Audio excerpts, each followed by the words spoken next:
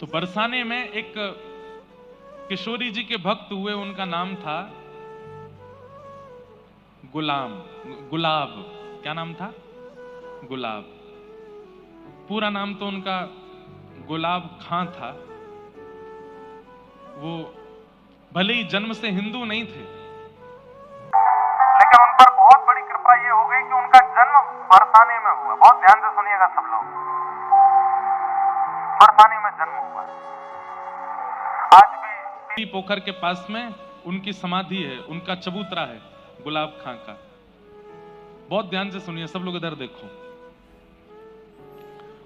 तो उनके ऊपर कृपा ये हो गई कि वो ब्रज में जन्मे थे। भले ही जन्म उनका हिंदू परिवार में नहीं हुआ, लेकिन ब्रज में जन्मे, और ब्रज में भी बरसाने में जन्मे। ब्रज में जन्म होना बहुत बड़ी बात है, फिर ब्रज में भी गोवर्धन, नंदगाम, बरसाना, वृंदावन, गोकुल में जन्म होना बहुत बड़ी बात है।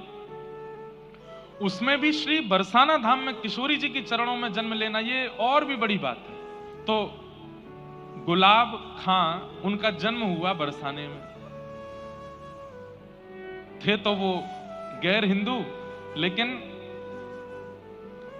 रोज जाते थे किशोरी जी की चौखट पे, क्योंकि भाई अब जहां जन्म लिया है तो वहीं से दाना पानी चलता है।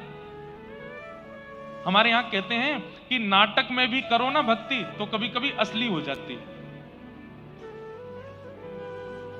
तो गुलाब रोज जाते थे श्री जी के मंदिर में। संगीत के थोड़े निपुण थे, सारंगी बजानी उनको आती थी। तो हमारी श्री जी के महल में जब समाज होती थी तो समाज में सारंगी बजाते थे, और सारंगी बजा बजा करके इतना राधा नाम सुना था, इतना राधा नाम सुना था कि अब उनको आदत ऐसी लग गई कि वो बिना श्री जी के दर्शन किए, बिना राधा नाम सुने रह ही नहीं पाते थे। रोज जाते, और अटारी पर जब समाज होती तो समाज में सारंगी बजाते। उनका ब्याह आदि हो गया, और ब्याह के बाद एक लाली ने जन्म लिया। अब उसका मूल नाम तो इन्होंने कुछ भी रखा हो अपने समाज के अनुसार, लेकिन बरसाने में रहने के नाते वहां पे बरसाने में सब छोटी छोटी लालियों को राधा रानी बोलते हैं, श्यामाजू बोलते हैं, किशोरी जी बोलते हैं। तो छोटी सी लाली का नाम इन्होंने राधा रख दिया, अपनी बेटी का नाम राधा रख दिया। थोड़ी सी जब बालिका बड़ी हो गई तो समाज में ये सारंगी बजाने ऊपर जाते थे श्री जी के महल में, तो राधा रानी को संग ले जाते थे, अपनी लाली को संग लेके जाते। और वहां वो लाली क्या करती, जब समाज होती, करताल बजती, मृदंग बजती, राधा राधा नाम की ध्वनि होती, तो इनकी लाली वहां नृत्य करती थी। और ये अपनी लाली को देख के इतने सिहाते थे, इतने खुश होते थे, और रज रज करके सारंगी बजाते। इनकी लाली घूम घूम करके नृत्य करती श्री जी के महल में। समय चलता रहा, चलते चलते चलते एक समय आया, लाली थोड़ी बड़ी हो गई। अब बड़ी होकर के वो लाली जब नृत्य करती तो वहां के सब गोस्वामी समाज, सब लोग गुलाब जी को स्नेह देते थे। सबने कही, अरे भैया गुलाब, अब लाली तेरी या की उम्र है गई है, या को ब्याह कर दे। तो ये बात सुनकर के गुलाब जी बड़े बेचैन हो जाते कि मैं बेटी का ब्याह कर दूंगा तो फिर मैं किसके सहारे जीऊंगा। अच्छा, ये और लीला हुई थी कि जब इनकी बेटी ने जन्म लिया तो इनकी पत्नी पधार चुकी थी, केवल घर में पिता और पुत्री ही रहते थे। बहुत ध्यान से सुनो, किशोरी जी की कैसी कृपा। नित्य अपनी बेटी को देखते और वो नृत्य करती। सब लोगों ने कहा लाली का ब्याह कर दो, तो गुलाब जी और तो कोई बहाना नहीं देते, एक ही बहाना देते, मुझ पे व्यवस्था नहीं है, कैसे ब्याह करूं। ब्याह करने के लिए तो थोड़ी व्यवस्था होनी चाहिए।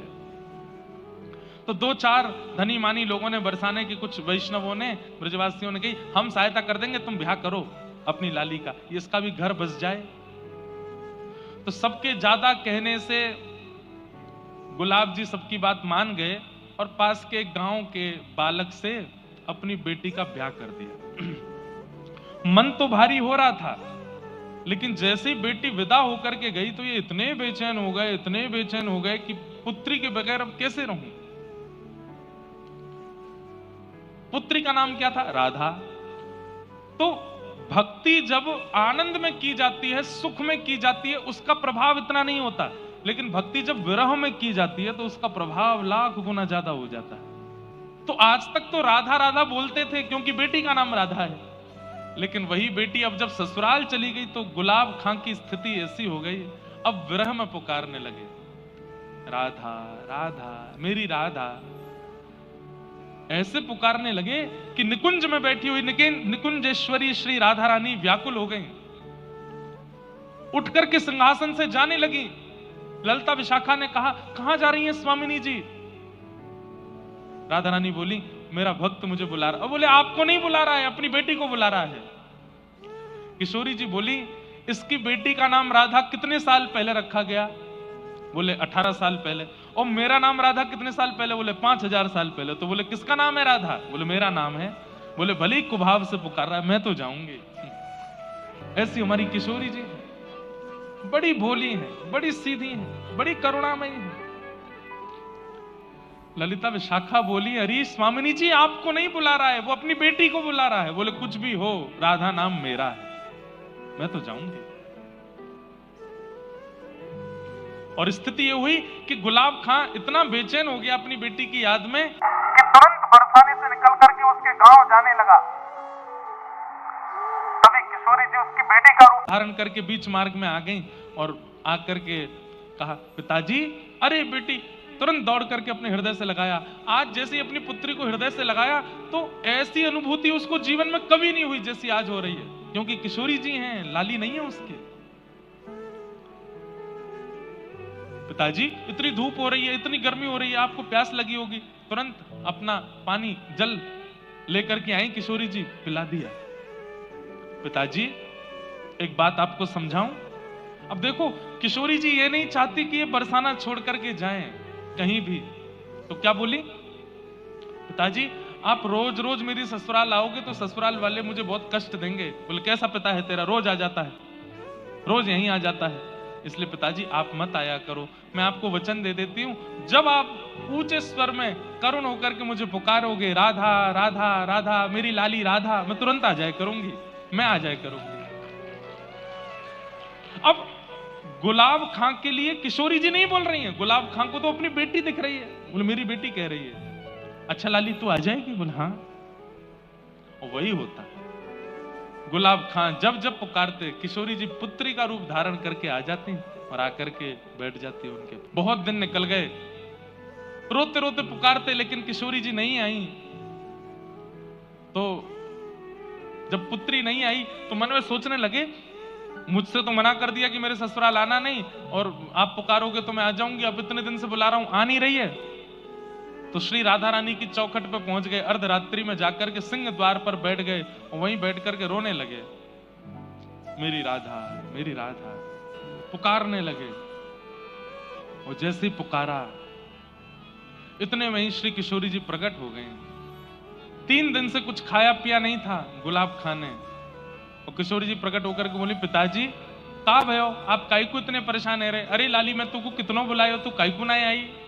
बोले, पिताजी अब आ गई ना। बोले, पिताजी बहुत दिन हो गए आपने सारंगी नहीं बजाई, अब एक सारंगी बजाओ, मैं नृत्य करूंगी। अर्धरात्रि का समय, तुरंत गुलाब खां सारंगी लेकर के आए, बजाने लगे। और छोटी सी उस आंगन में किशोरी जी ही राधा का रूप धारण करके, मतलब उनकी पुत्री का रूप धारण करके नृत्य कर रही हैं और श्री गुलाब खां सारंगी बजा रहे हैं। आज इतने दिनों बाद गुलाब खां जी ने फिर से सारंगी बजाई और श्री राधा उनकी पुत्री के रूप में किशोरी जी नृत्य कर रही हैं। और नृत्य करते करते गुलाब खां जी को इतनी बेचैनी हुई कि मैं अपनी लाली को अपने हृदय से लगा लूं, तो तुरंत सारंगी रोक करके हृदय से लगाने के लिए दौड़े। उसी समय मंगला का समय हो गया। किशोरी जी के महल वृषभानु नंदिनी श्री बरसाने में मंगला का समय था। तो किशोरी जी नृत्य करते करते मंदिर की ओर दौड़ी, पीछे पीछे गुलाब खां भी जा रहे हैं। गोस्वामी ऊपर सेवा के लिए महल में जा रहे थे, उनको किशोरी जी नहीं दिखी, लेकिन पीछे पीछे राधा राधा कहते हुए गुलाब खां जा रहे हैं, वो दिखाई दिए। वो चिल्लाए भी, अरे गुलाब, अरे कहां दौड़ो जा रहा है, अरे कहां को जा रहा है? नहीं सुने, पीछे पीछे दौड़ते चले गए। पुजारी जी ने सोचा गोस्वामी जी ने कहीं जा रहा होगा, राधा वैसे भी अब जब से इसकी बेटी का ब्याह हुआ ये बेचैन ही रहता है, अपनी बेटी की याद में ही रहता है। ऊपर जाकर के गोस्वामी जी ने मंगला की, आपस में फिर चर्चा होने लगी, अरे आज सुबह सुबह गुलाब खां राधा राधा करता घूम रहा था, दौड़ता दौड़ता कहीं जा रहा था, पता नहीं कहां गया।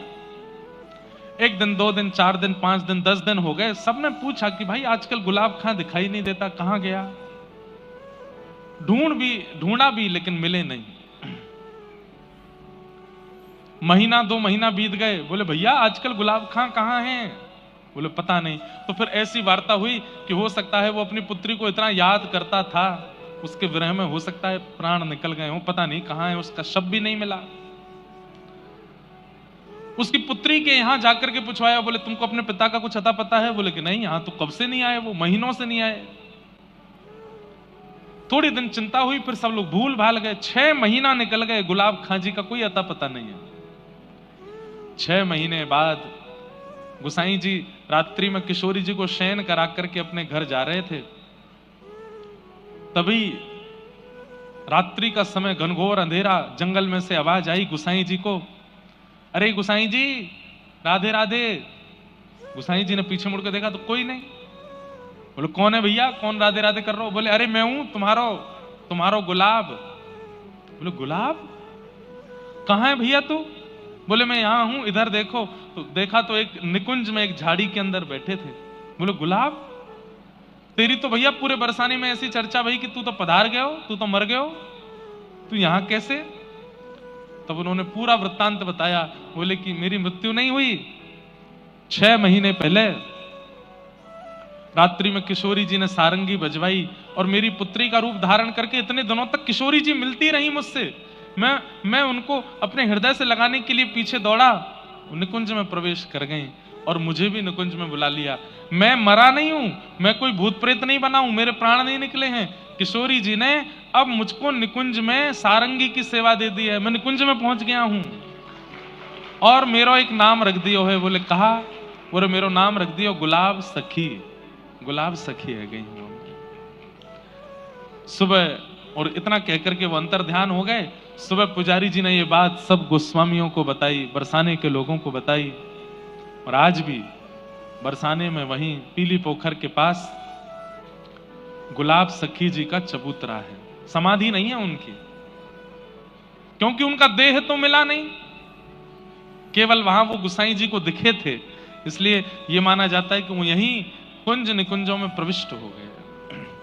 सोचिए, एक नाम पुत्री का रखने मात्र से और उस नाम को विरह वेदना से बुलाने मात्र से किशोरी जी की कैसी कृपा गुलाब सखी के ऊपर हुई कि उनको निकुंज की प्राप्ति हो गई।